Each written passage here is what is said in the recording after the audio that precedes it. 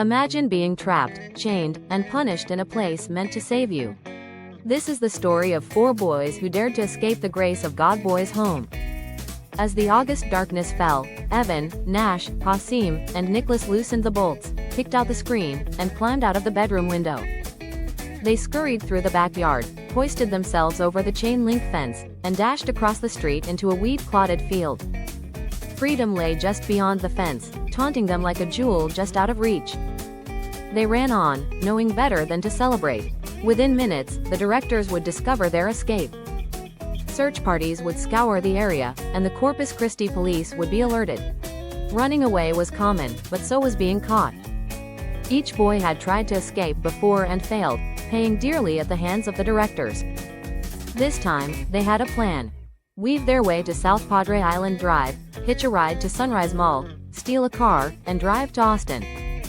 Hasim and Nicholas's mothers lived in Austin. They would get money so Evan could fly back to Indiana and Nash to Michigan. Each boy wanted to look his parents in the eye and tell them why he had run away and what would happen if they were sent back. But would anyone believe them? Each boy had a criminal record and a history of lying to get what they wanted. Who would accept their bizarre tale of being forced to wear leg irons, chained to beds, and confined to stocks? Less than a mile from South Padre Island Drive, 3 law enforcement vehicles roared out of the darkness and surrounded them. The officers stepped out, holding photographs of the boys. Evan, Nash, Hasim, and Nicholas swallowed hard and began to talk. Their unbelievable tale poured out, making an impression on Sergeant Angela Horn of the Nueces County Sheriff's Department. Sergeant Horn knew the law. Whatever else these boys were, they were also children. The charges were serious. The Texas Department of Human Services would have to be contacted. She assured the boys they wouldn't be taken back to the home. And so began the latest episode in the ongoing Texas battle between church and state, with 22 teenage boys caught in the middle. The debate: whether the government has the right to tell a religious organization how to treat the children assigned to its care. The Grace of God Boys Home brought out the worst in both entities. DHS seemed more interested in punishing than protecting. The county officials dismissed explicit, consistent statements of boys being beaten, chained, and locked in stocks.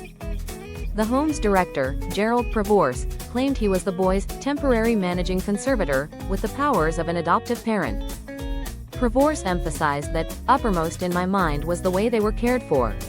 Their health was good, often better than when they arrived.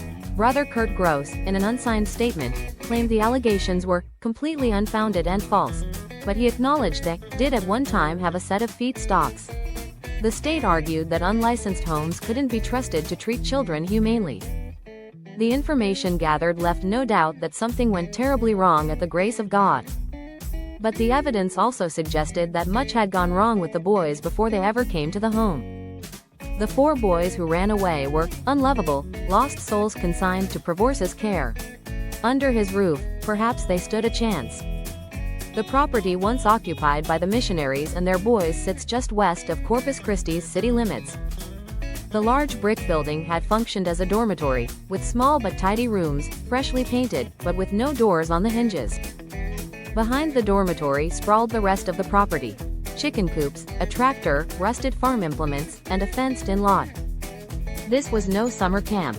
Prevorse was an imposing man with a taste for overalls and a rural twang, borrowing heavily from the Old Testament.